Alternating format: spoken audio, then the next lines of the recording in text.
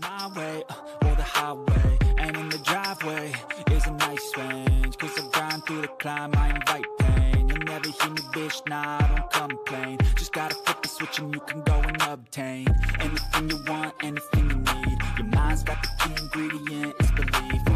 They'll deceive with the negativity, but I just slide right by that energy. Even when you feel low, you can still go. Even when you feel slow, you can still go. Even when there's no hope, you can still go. I never answer to no, man, I still go. Go, go, go, go, go, go, go, go, go, go, go, go,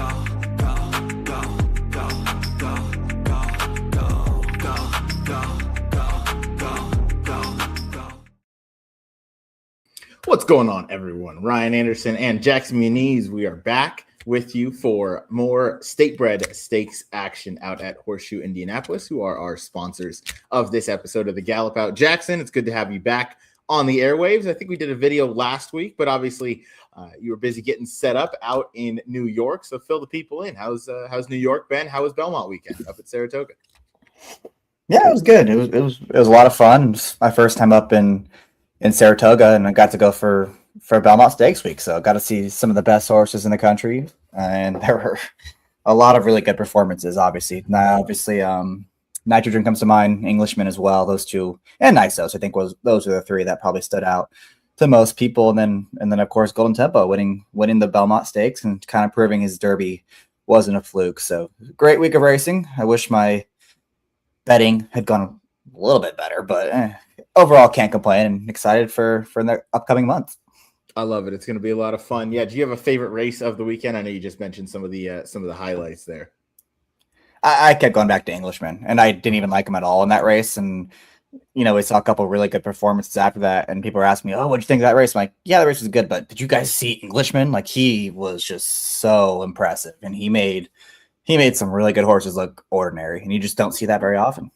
Yeah, it was a spectacular Belmont Stakes Racing Festival out there in New York. But we get to continue the party out this week at Horseshoe Indianapolis. Tomorrow, Wednesday, June 10th, we have a couple of Statebred Stakes action from Horseshoe Indy. So without further ado, we'll get on into that, and we'll take the people through the field and then give our top picks for the race in here. Start down on the rail, Jackson. Aaron West trains this one. Zealous Justice for Fernando de la Cruz has paired up a couple of those buyer tops, which I know you like to see for this 3-year-old filly. Can this one take a step forward now in stakes company once again? I mean, he could. He's going to have to, and to win, or she is going to have to, excuse me, to win a race of this caliber, and especially from the rail. I feel like at Horseshoe Indy, especially going 5.5, especially in these larger fields, it's really difficult to win from down there. And this horse doesn't have a whole lot of speed either. I know her wins have come in the lead, but against this caliber, she hasn't shown that kind of early speed. So her best chance probably drive out the back and make one run. Probably not one I'm looking at.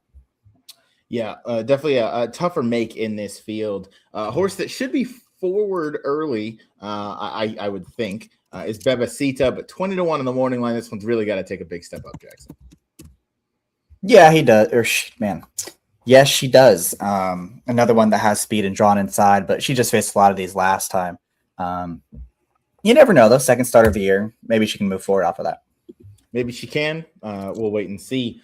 Number 3, Over and Above, cuts back from a race that was meant to be on the turf, was taken off that day as Indy got a ton of rain, but should also be noted that was first time blinkers and definitely showed a bit of a new dimension getting to the front end. Blinkers stay on here, but cutting back to the sprint distance.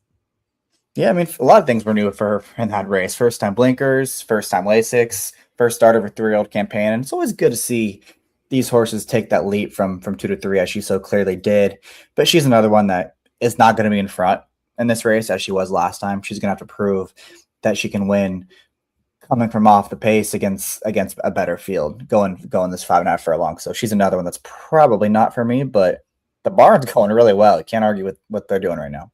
Yeah, can't fault anything from the Shannon McGovern barn. 3 for 5 from that limited sample size, but 60% on the win end. And you get Rodney Prescott, who's a 22% rider out there to hop aboard. First start back for Negra Noche was not the best, beaten 12 lengths, finishing 9th that day. That was first time Lasix. Another long shot in here, Jackson, and one that looks pretty overmatched. Yeah, I think you covered it. She looks overmatched, and even if you want to go back to that debut win when she set a really slow pace against a field that just wasn't as good as the field she's going to face on Wednesday. So she's another one. Just seems a little up against it, and it seems like it's becoming a trend that most of the horses that have the major credentials to win this race are kind of drawn towards the outside. I would agree. The number 5, Starry Eye Justice, I gave a look to because that was a big step up. First time Lasix last time, going the 5.5 sprint distance. Second off the bench for the 3-year-old season. I hope another daughter of Harry's Holiday, we have a few in here, could maybe take another step up, because I do think that at least that first start to the 3-year-old season contends a little bit in here, and that was against Olders.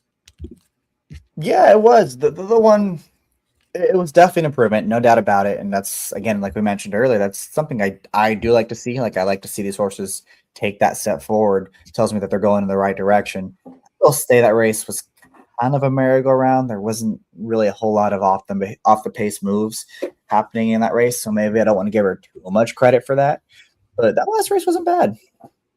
It wasn't bad. Certainly, cause for some optimism at 15-1. The number 6, Elting, I don't know, comes in off that same off the turf effort as the runner over and above that we spoke about earlier. This one lost, finishing second, first time blinkers, first time Lasix as well, at 40 cents on the dollar. Jackson, that was a failed favorite, and those numbers, they seem to be pretty consistent. I know only 5 starts in the career, but it seems like she's kind of run the same race over and over and over again. You never like to see horses lose at short prices, especially when they're odds on at 2-5 like she was last time. Now, I will say it was going a mile. It was her first start of the year. And we saw her lose last year at a mile as well when she was favored against some of these. So maybe she's a horse that is going to do her best work around one turn. And of everyone in this entire field, I think she's one you can trust the most to be capable of picking up pieces late. She's shown multiple times she can pass horses, which a lot of these other ones cannot say. I didn't pick her in this race, but I think she's the one that would scare me the most from off the pace. And if she's going to be 12-1, that's not a bad price. It's not, and I respect her efforts. 4 of 5 in the exacta. Only race where she was out of it was a failed favorite effort, but that was last November. And then obviously the layoff came after that, although that was around when they kind of wrapped up running at Horseshoe Indy. So maybe that was the reason. But top rider, Marcelino Pedroza, will be aboard. Number 7, Imperial Merlot, another pace setter in here, Jackson. This one drawn a little more towards the outside. Do you think this one can get loose in here? I don't know about getting loose, but she might be the main speed in this race. I mean, she has a chance to get forwardly placed. And look, that last race came against Older, and you go through the runbacks of that race, and a lot of horses came out of there to improve quite a bit. Again, she's not my top pick in this race, but I wouldn't really argue against anyone that wants to pick her in here. That last race was definitely a step in the right direction. Absolutely. That was the first start for the 3-year-old season as well. Number 8, Prayer Unbridled, came from off the pace last time in the slop to win by 5 lengths. Blinkers off for that effort. Seemed to get her to relax a little bit more. She showed a career best speed figure in doing it. Do you think it was just the slop, Jackson, or maybe the mix of first time Lasix blinkers off, kind of that whole kitchen sink stuff she got going? But she is 7-2 on the morning line and second up for Terry Phillips in here. Yeah, it's tough to know whether it was a slop. Was it the time off she had? Was it the Lasix? As you said, they're kind of throwing a lot of things at her. And she does project to get a very similar trip to the one she got last time on May the 5th. I just don't think this feels like a really contentious race. And I'm not sure I want to take a short price on this filly, who seems like she's about the same as everyone else. But there's no doubt she is among the main contenders in this race. Certainly among the main contenders. 7-2 seems about as short as I'd want to go. Number 9, filly named Bruz. Jackson won last time in convincing fashion, but that was over a sloppy sealed racetrack at Horseshoe Indy, where if you go through the different races from the day, no one really made up any substantial ground. There was I think the farthest back a winner came was from 3rd. It was just by about a length. So not a whole lot of ground was made up that day. A lot of winners up on the front end. But what did you make of her chances? Because obviously winning by 10 lengths on debut, that doesn't happen too often. No, it doesn't. And she was really impressive. And I saw the same things you saw, that it did seem like a day that speed was very good. And that's not a surprise. It's dirt racing. Speed's always going to be good in dirt racing, but maybe a little bit more so than usual that day.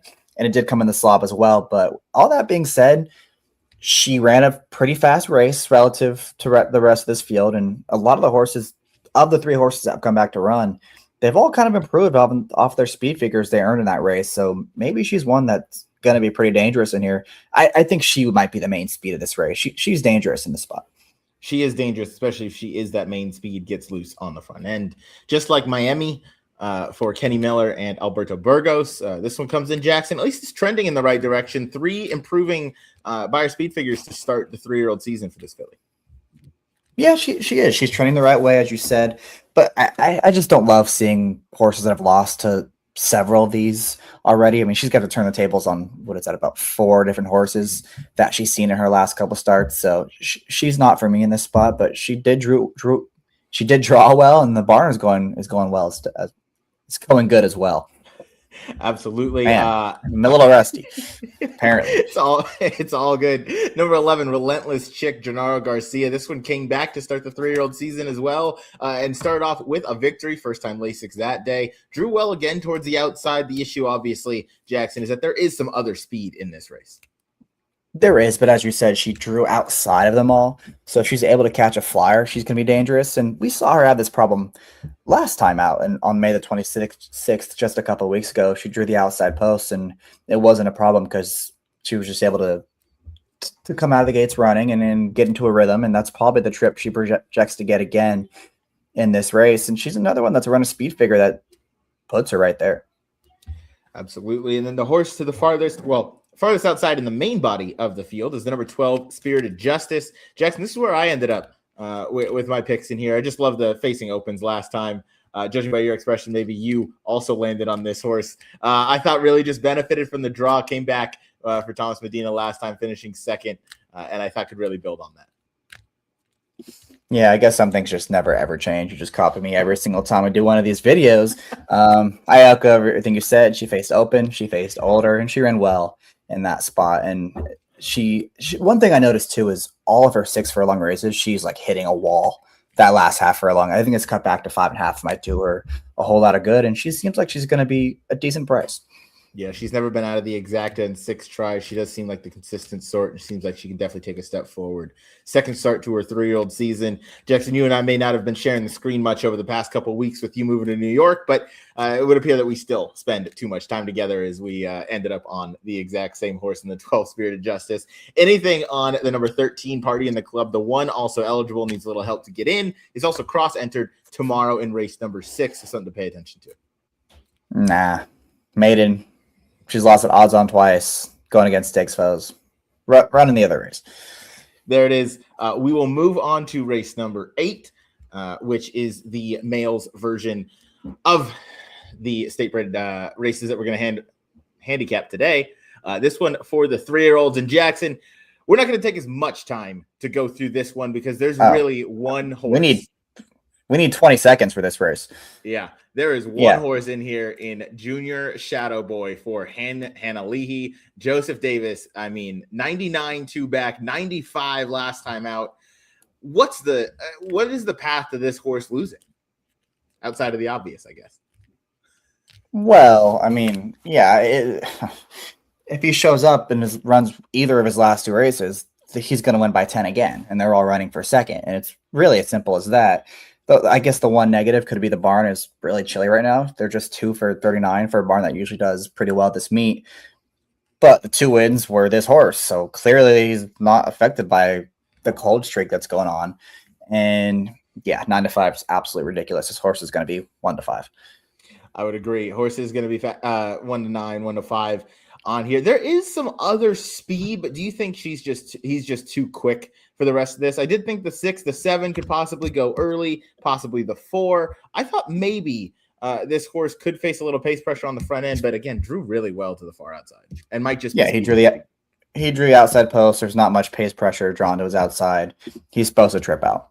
And honestly, like these are some of my favorite ways to get creative with horses that are really short prices when you have this $5 daily double that ends the day, and especially when the big favorite is the second leg, it can kind of get hidden a tad when it comes to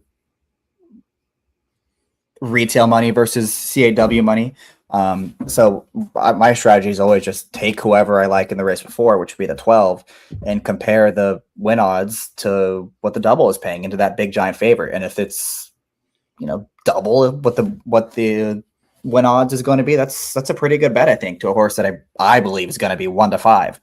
Yeah, I would echo everything you said there. That's probably going to be my main play of the day tomorrow out at Indy. So wrapping it up for the 2 stakes races, Jackson and I both landed in post position 12 to Shadow Justice out in race number 7 for the Philly version. Spirited Justice, I should say. And then in race number 8, the boys version going 5.5. We both ended up on the 9 Junior Shadow Boy. Not super creative, as he will be about 1 to 5 in that spot. But Jackson, it was good to have you back on. We will see you next week as we preview more from Horseshoe Indianapolis. Thanks again to them as our sponsors for the show. We love covering Horseshoe Indy, and gonna go back to watch it and betting some Horseshoe Indies. They got about 3 races left on their card today. Thank you guys for watching. For my co-host Jackson Muniz, I've been Ryan Anderson. This has been another production of the Gallop Out, and we'll see you for the next one.